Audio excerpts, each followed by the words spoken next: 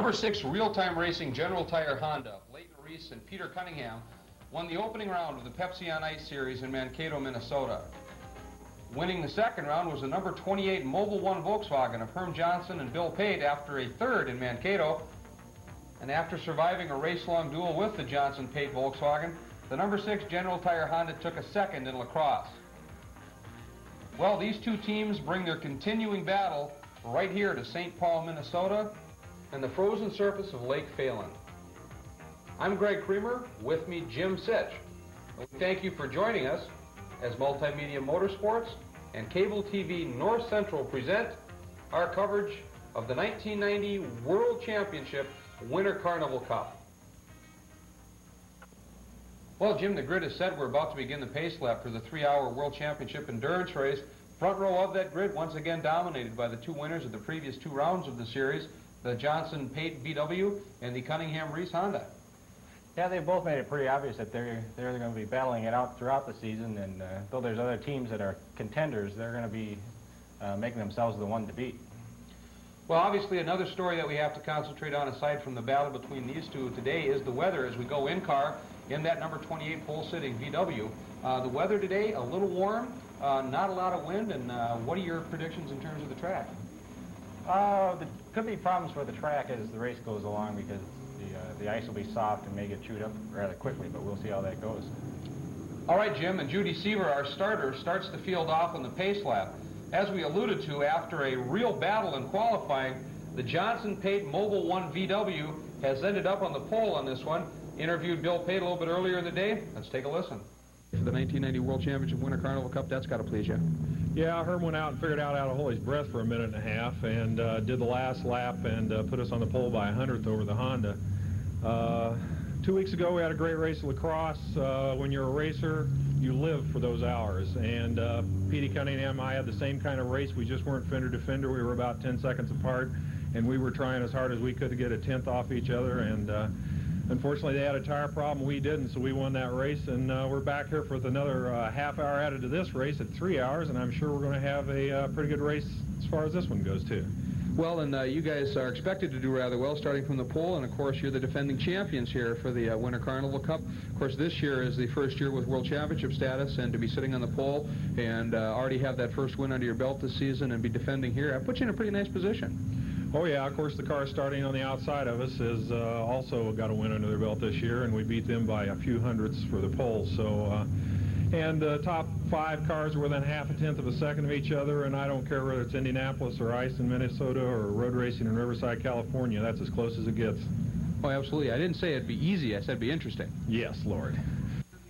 All right, again, we're underway with the pace lap for the 1990 World Championship Winter Carnival Cup. The starting grid, again on the pole, number 28 Johnson-Pate Mobil 1 VW. Next to them, the number 6 Cunningham-Reese General Tire Honda. Third on the grid, third in GT, the number 4 Dave Marquardt Jeff Sinden Chevy Spectrum Turbo.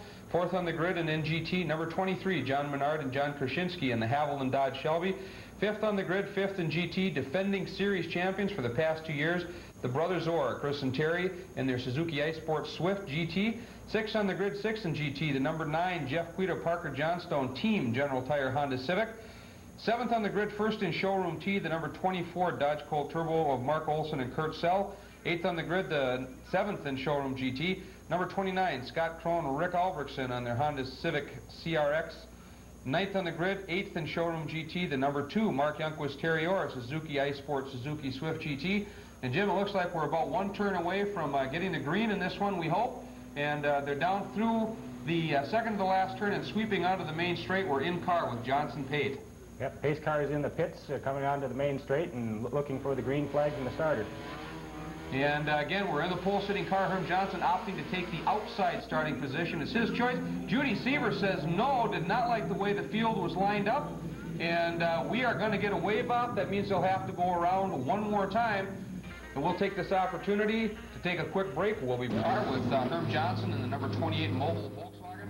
And hopefully we're going to get a start this time around just to finish up, wrapping up the top qualifiers in class. Second in Showroom T was number 89 Andy and Paul Burgess in their Honda CRX. First in Showroom A, 11th overall, number 51 John and Jerry Needus in their Fiat 128. 12th, second in Showroom A, number 76 Todd Schneider, Jay Decco in their VW Rabbit. And first qualifier, fastest qualifier in showroom B, 13th overall, Anton Rugum and Kerry Kendall in their Mazda. And we're back in car, Jim, as the field once again sweeps through that last turn onto the straight looking for the green. This is their third try. The first time they were too fast, the second time they're a little mixed up, and this time they're going.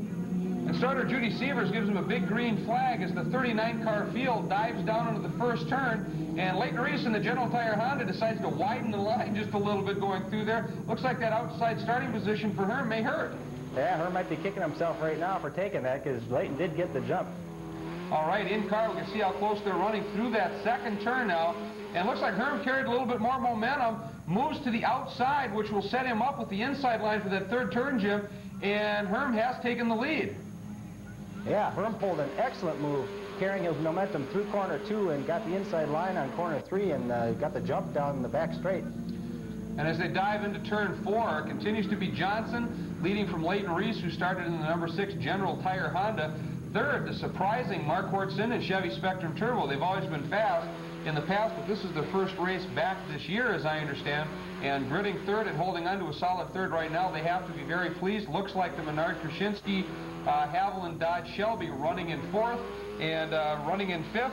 At this point, I believe, is Jeff Quita and Parker Johnstone in the Team General Tire car. To, of course, the second place qualifiers, Reese Cunningham. And Herm's on the far straightaway, which is coming back towards the pit area now, and he's starting to stretch a lead a little bit, and he's sitting in a good spot out front with clean air, and you don't have the blindness that a lot of people are suffering right now with snow kicking up. You can see it here, and makes it tough for the people behind the front runner. You can definitely see it as the number 9 car, driven, I believe, by Jeff Quita, really nicked that outside bank, threw up a lot of snow and grit, and of course all those cars have to handle that. John Krasinski, starting in the number 23 Haviland Dodge Shelby, puts a move on the inside of Leighton Reese on the straight, dives into that second spot, back inside with Herm Johnson. As he continues to stretch it out, he carries such a great line through that second turn, that wide entry in, and then clips that apex and squares it off, and really carries a lot of speed onto that back straight. But a car that has always been quick, especially in a straight line, the number 23 Haviland Dodge Shelby of John Krasinski and John Menard, they're running very well. A nice shot there of the number 2 Suzuki Ice Sport car of Jerry Orr. And there's their team car, again, driven by the series champs for the past couple of years, the Orr brothers, Chris and Terry. Yeah, they're in the first 2 weeks, they've had troubles with teething on the new cars. It's brand new cars for them. They used to race Volkswagen, so they've trying to get the cars sorted out, and they're trying to work against the people who've been around with the same cars year after year. Well, when I talked to Terry down in Mankato, he indicated they expected to have some of those teething problems, but at the same time they were with their team, which has been with them for a very long time, and they didn't expect those problems to be very long-lived. Hopefully we'll see them make a good showing here today. There's a look at the top Showroom A qualifier, the number 51 Jack's Pizza Fiat of the Niedes brothers. They've been racing for quite some time, doing very, very well. Taking a look a little bit further back in the pack, there's the top Showroom B qualifier, number 74, just going out of screen there. He comes back in screen. That, of course, the Rugum and Kendall Mazda RX-7, and they have put on a great showing already this year. They've won a couple of times. Great season going for them.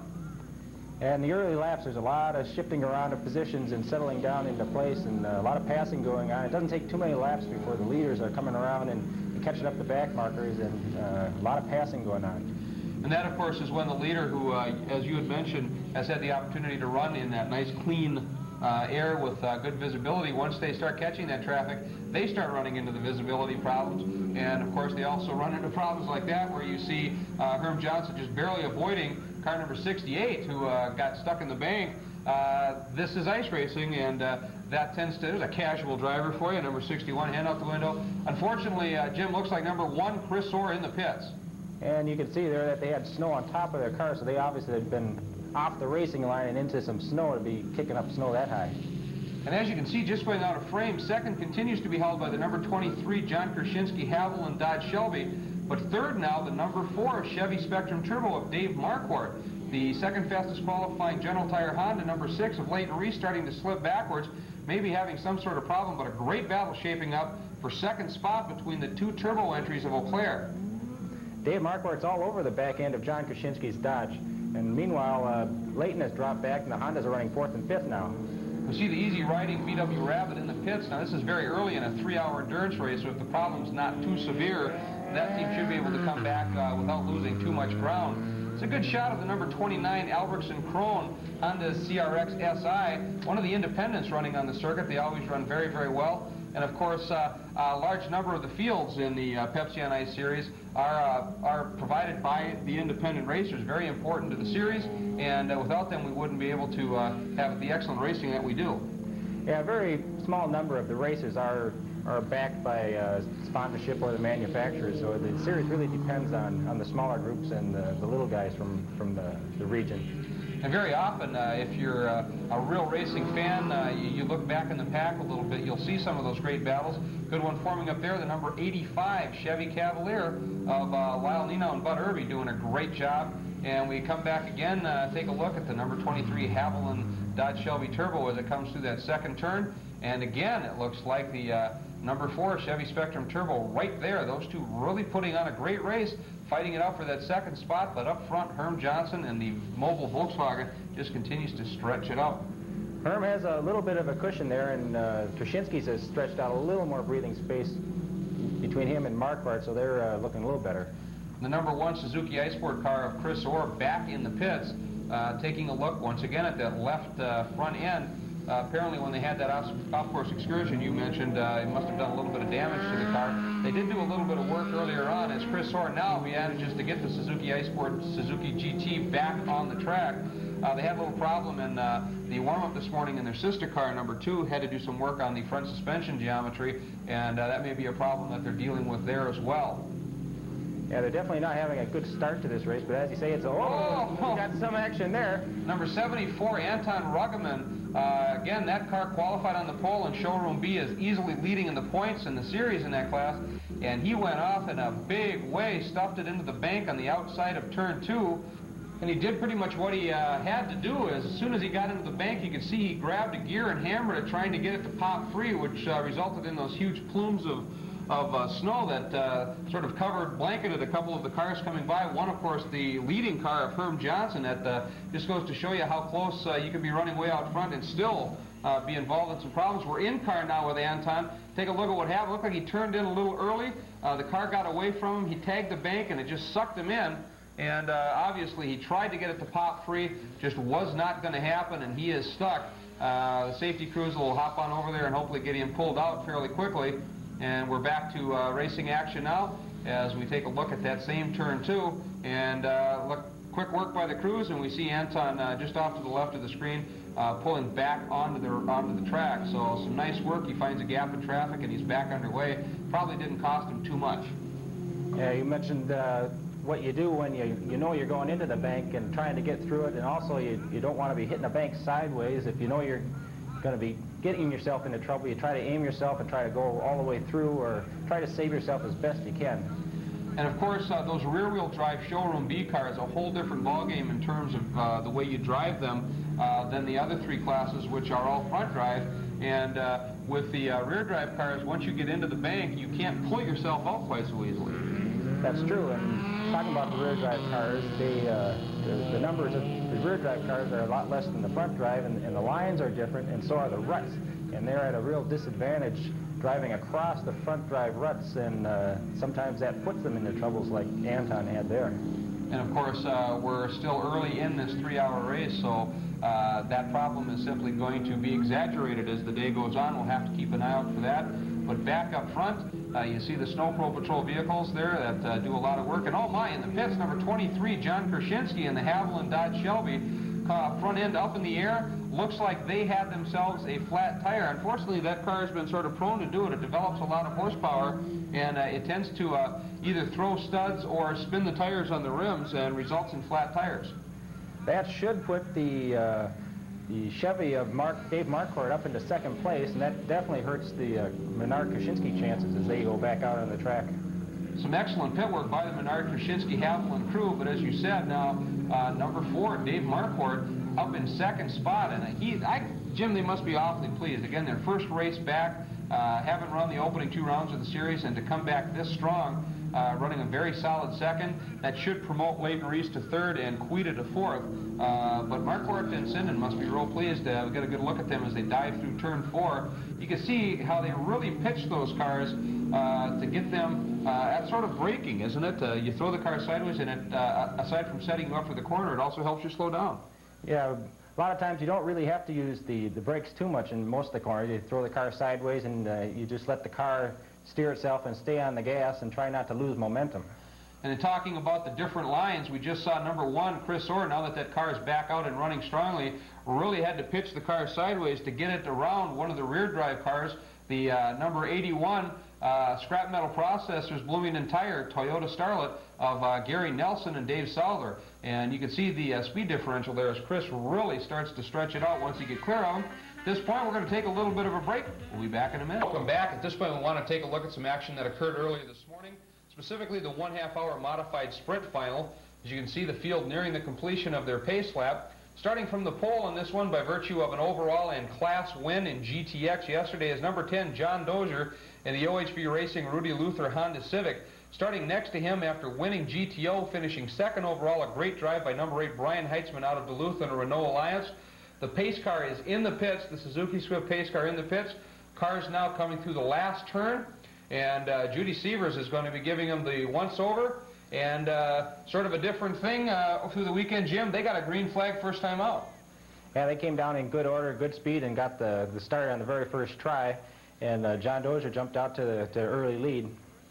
John, of course, a real master at the art of modified racing. This is the first year they've been running with that car in the turbo configuration. He has very quickly picked up on the art of keeping the turbo lag down to a minimum. As you could see on that start, he had the turbo spooled up nicely. The story of the race right there, number 23, John Menard, starting in the back of the pack. He had a transfer case problem in the race on Saturday, and had to start from the back as he didn't finish very strongly on Saturday. And he immediately made his move toward the front, and along with him came number 17, Peter Cunningham. Unfortunately, Peter, in his turbo four-wheel drive Honda, was to experience some problems early on in this race. As you allude to, Greg, the format for the sprint race series in modified is that they run a Saturday heat race, which determines the starting order for the Sunday finale. And if you have problems in the heat race, that'll affect your starting position for the Sunday race, and that's exactly what happened to John Menard. But again, John was to put together a superb drive up through the pack, and early on, as we said, he brought number 17, Peter Cunningham, in the newly turboed as well, four-wheel drive General Tire Honda along with him. But Peter had some problems early on in the event, had a tire deflate, I believe, and went off the high side of turn 1 and was parked out there for quite some time. There you see Peter as he's out of the car, trying to get it back underway as quickly as he could. He ended up parked out there for quite some time, Jim. And in the sprint modified races, that'll be a killer for you. You aren't going to be able to win a race if you have troubles in the short race.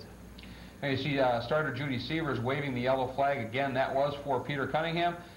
And that's one of the truly special aspects of ice racing that I think needs to be mentioned a little bit, Jim, is the safety aspect of it. In terms of auto sport, auto racing, there really is none that's much safer than ice racing. That's awfully true. It's been proven over the years that ice racing is a fairly safe and maybe the most safe form of motorsports, and that's partly to do with the forgiving qualities of the snow which surround the track and the cold weathers for fire dangers and in other aspects as well. However, you still occasionally will see an incident like we did here with Steve Carter in the Play Cars Lotus.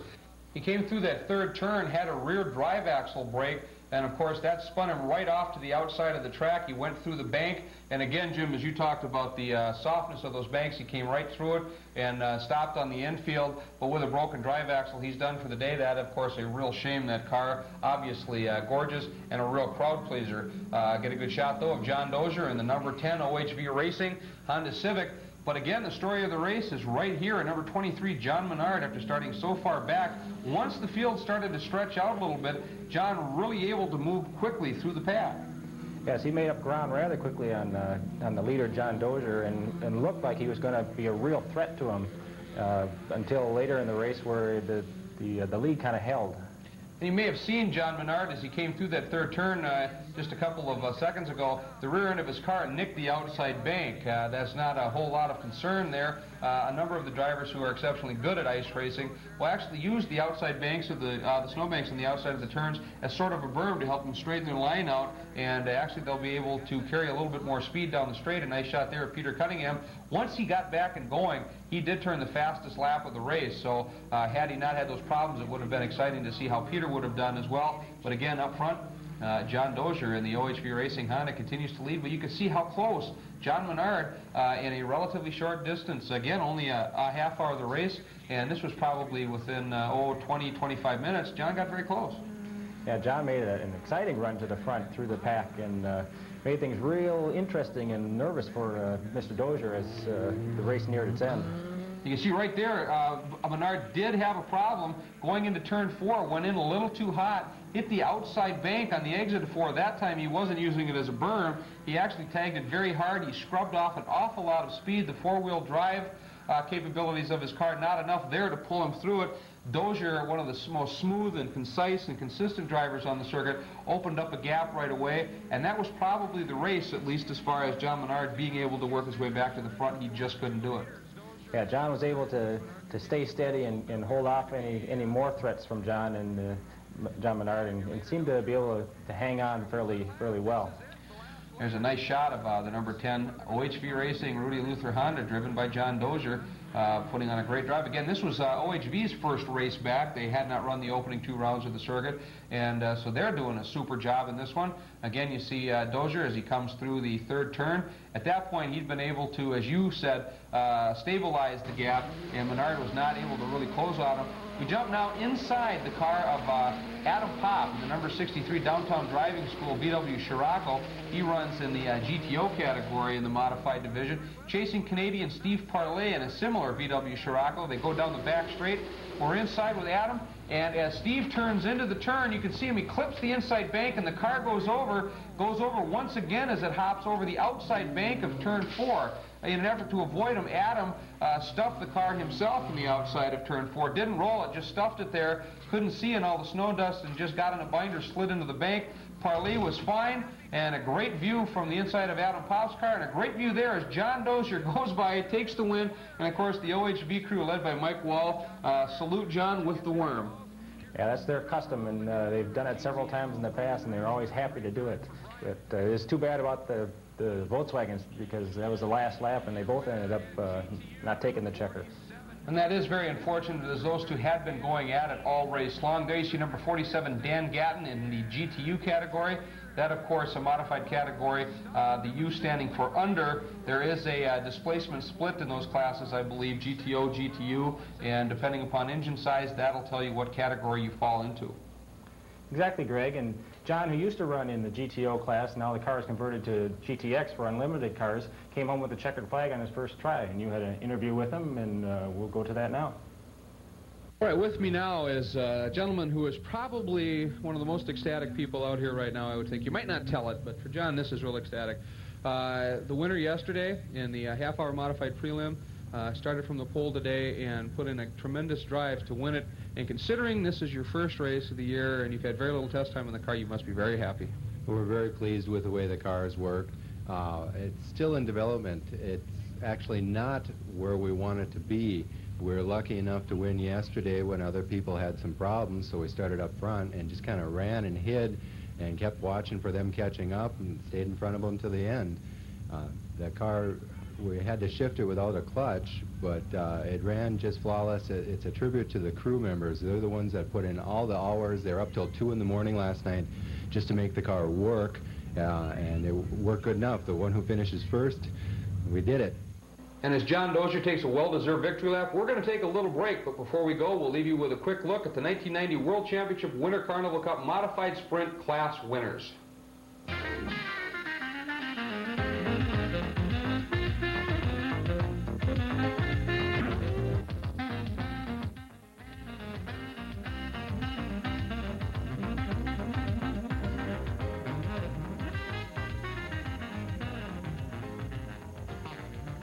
As you can see, the 1990 World Championship Winter Carnival Cup showroom stock endurance action, and we've got a heck of a good race going on. Herm Johnson continuing to stretch it out a little bit.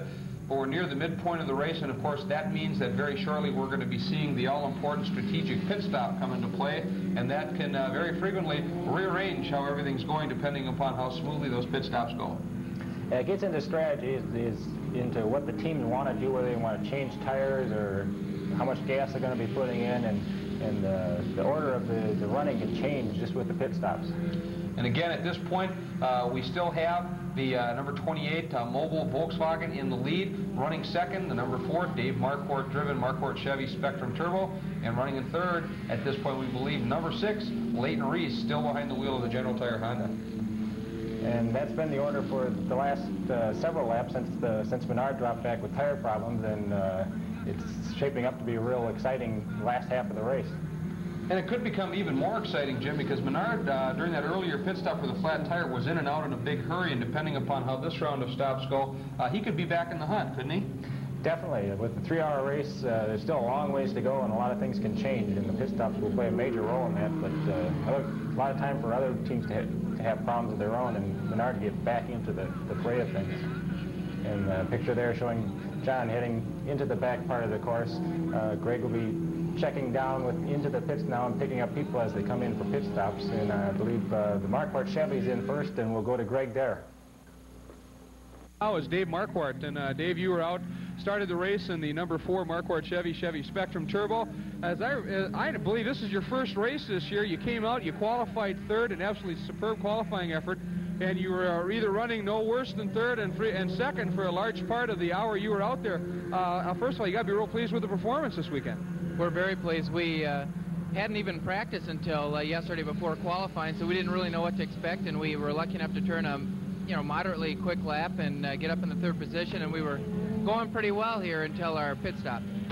Well, yeah, let's talk about that. You came in about a little over an hour into the race. You came in, turned it over to your co-driver, Jeff Sinden. He went out, he was back in a couple laps later. You said you think there may be some air in the fuel line? Well, it seems to be. I kind of ran out of gas trying to get back into the pit, and I don't know if we got some air in the fuel line, but it was kind of burbly, and he's still out there right now, so hopefully it's picking up.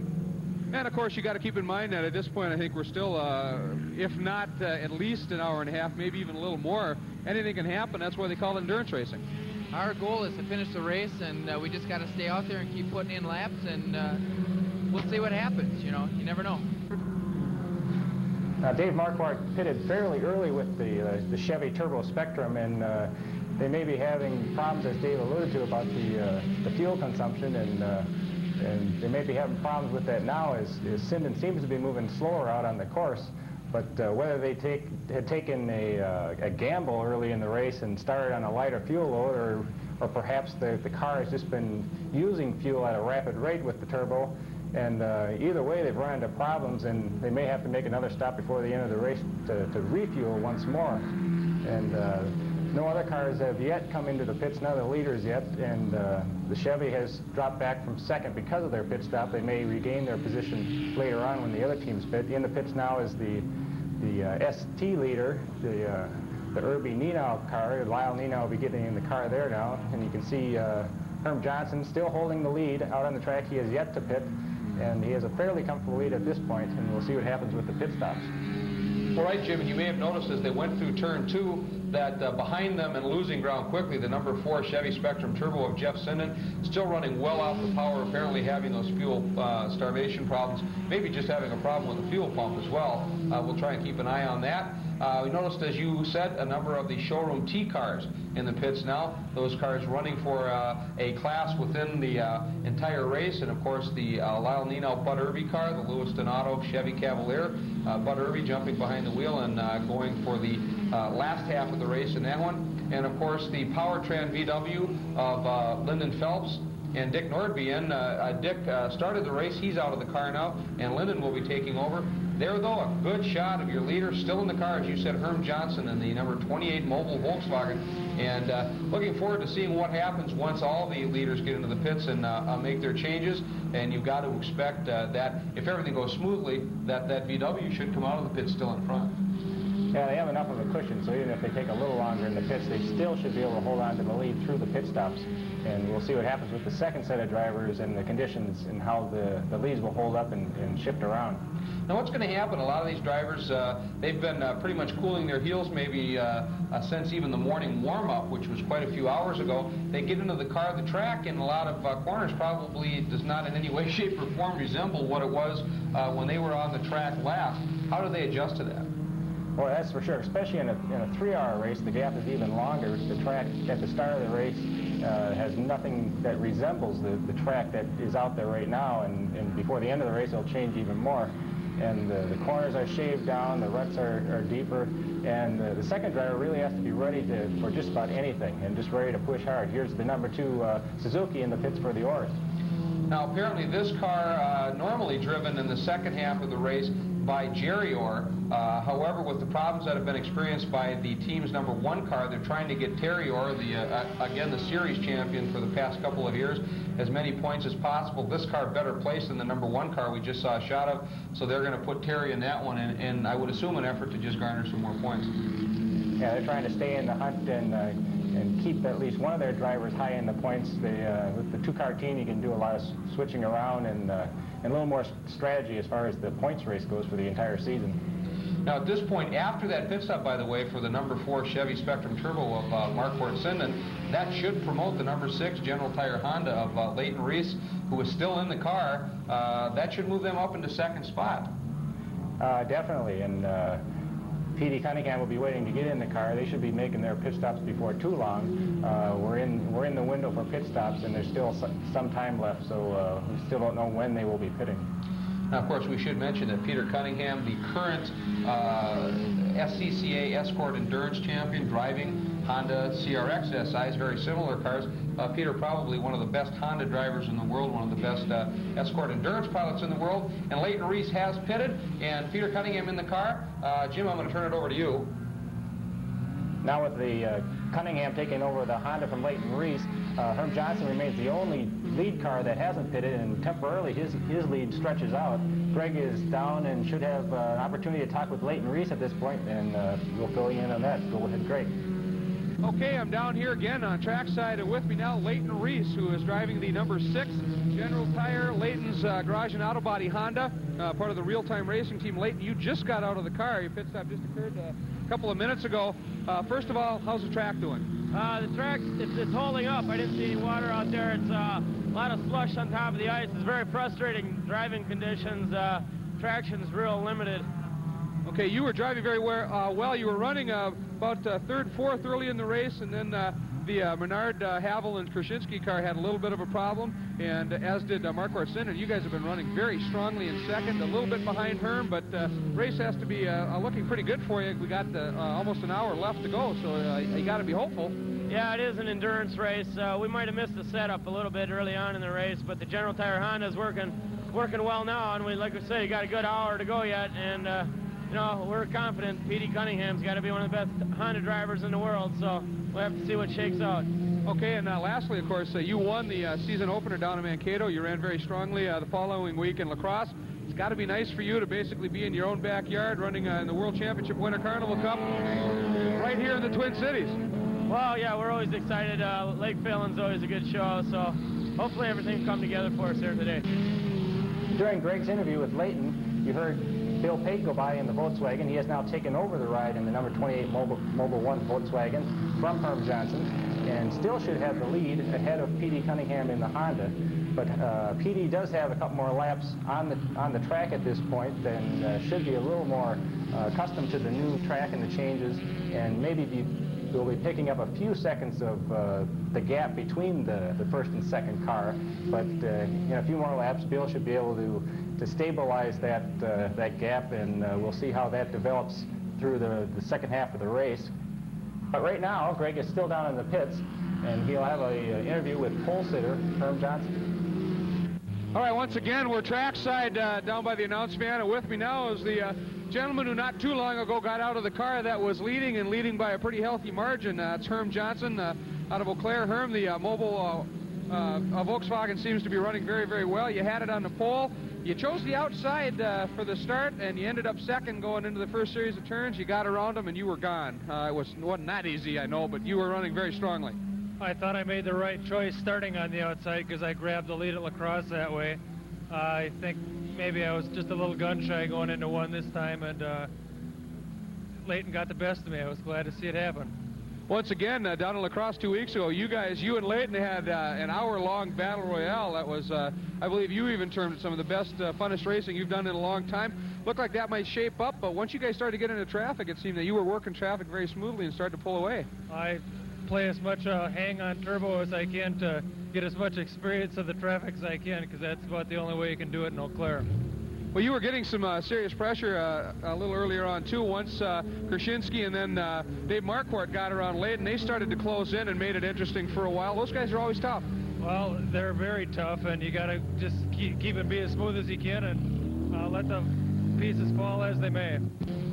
At this point, we're now working into our last hour of the 3-hour race, and all the pit stops for driver's changes have been completed, so the order of the race should begin to pan out a little more, and we'll better understand where the challenges are going to lie for the last hour of the race. Still holding the lead is the Bill Pate number 28 Volkswagen here, shown here, and second place, because of the problems with the Marquardt Chevy Turbo and the Menard Turbo Dodge, the Reese Cunningham Honda has moved up into second, and with a strong showing and coming up from back a ways in the pack is the Krone Albertson Honda CRX SI, who has had a consistent showing, has just stayed with the pack, and now they run third place in the race in a very good showing for the independent team from La Crosse. And as well, at this point, it's probably pretty safe to mention that number 23 in that Haviland Dodge Shelby Turbo, John Menard, after that early pit stop, and we had talked about it briefly when they made that pit stop much earlier in the race, Jim, that if they got in and out fairly quickly, it may not hurt them too badly. And at this point, I believe they have worked their way back into the top 5.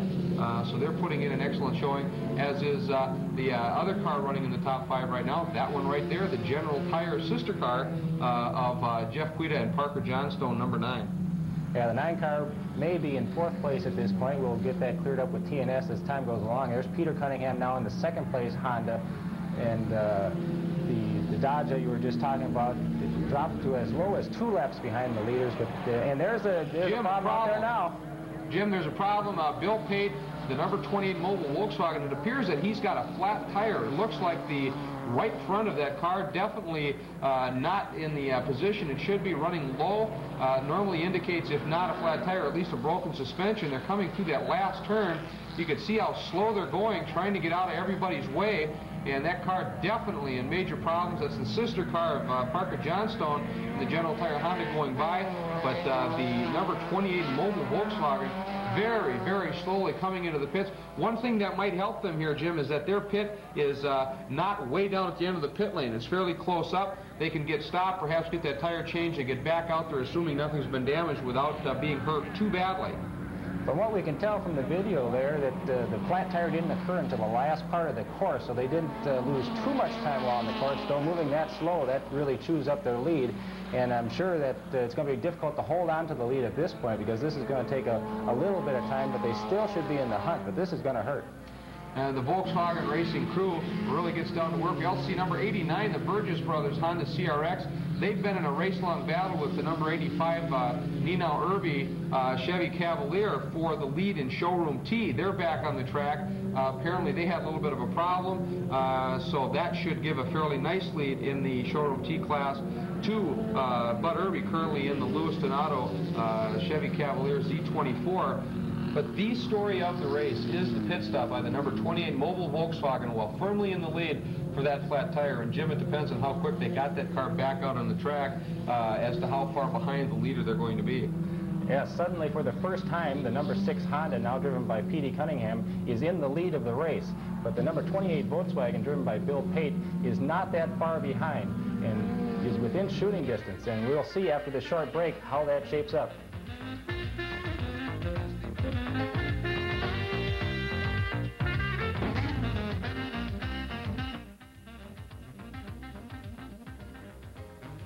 battle that was promised by these two teams by the performances earlier in the season is definitely shaping up. With just a few laps left, Bill Pate in the number 28 Mobile Volkswagen has closed to under 10 seconds on the leader. Number 6, Peter Cunningham, right there in your General Tire real-time racing Honda. This is going to be a good one. Pate is driving very, very strongly, very, very concisely, and is really chopping into that lead. Yeah, it seems like he's chopping off seconds each lap, 1 to 2 seconds, and at some laps it's even more in traffic, and he's passed the team car, so that's not going to be a problem that some people thought it might be, and now it's just him and the Honda.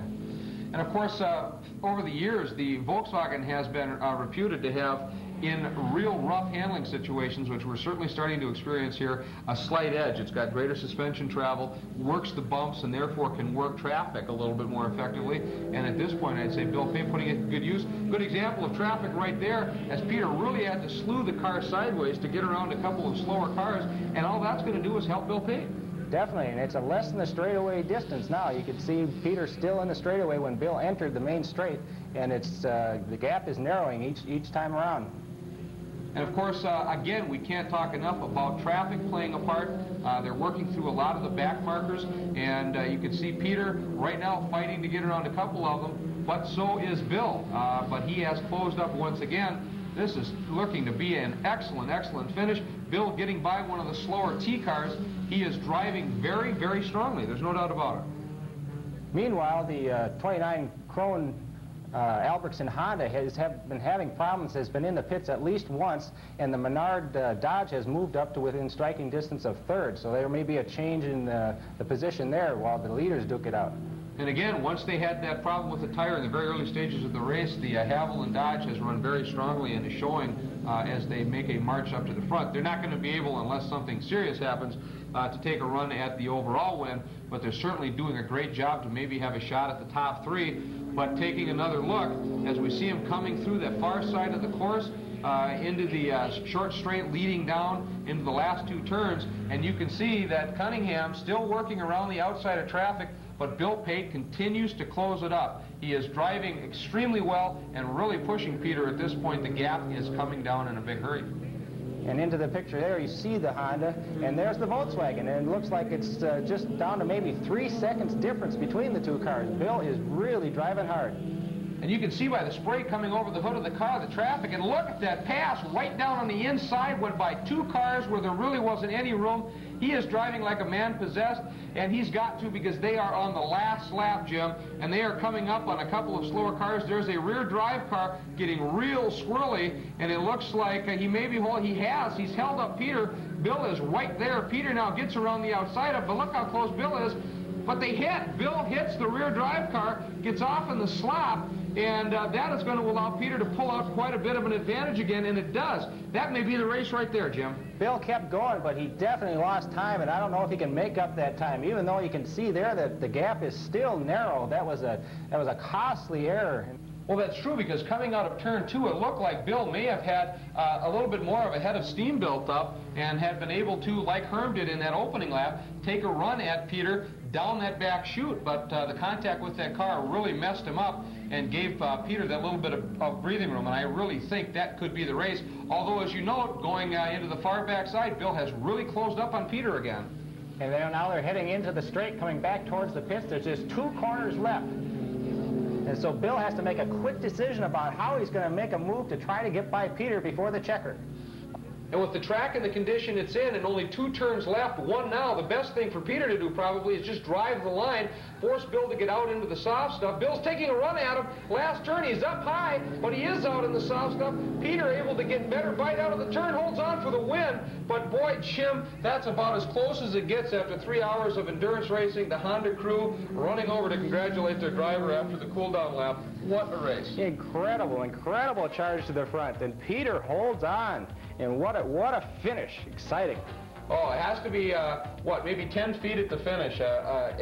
Extremely close. We'll get an official time on that before we're done here. but just a superb job of driving, not just by Peter Cunningham in a superb effort to hold off the charging Bill Pate, but I mean, what can you say about Bill?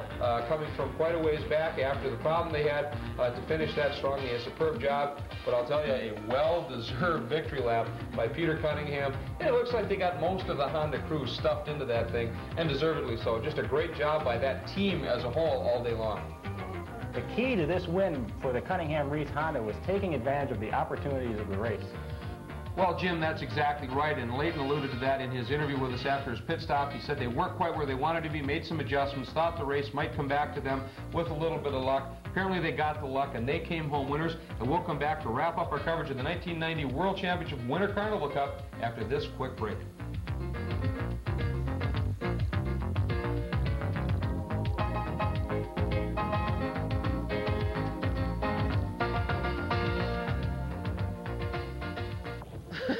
That's about all I can say. It was one of the most exciting races that I have announced. It was an awfully exciting race to watch. We've had nothing but comments here that it was a great race, and as a lot of people have said, for endurance racing, this is rare, and it all comes down to some excellent driving on your part. With me, of course, Leighton Reese, who started off in the number 6 General Tire Honda, and co-driver Peter Cunningham, who finished up.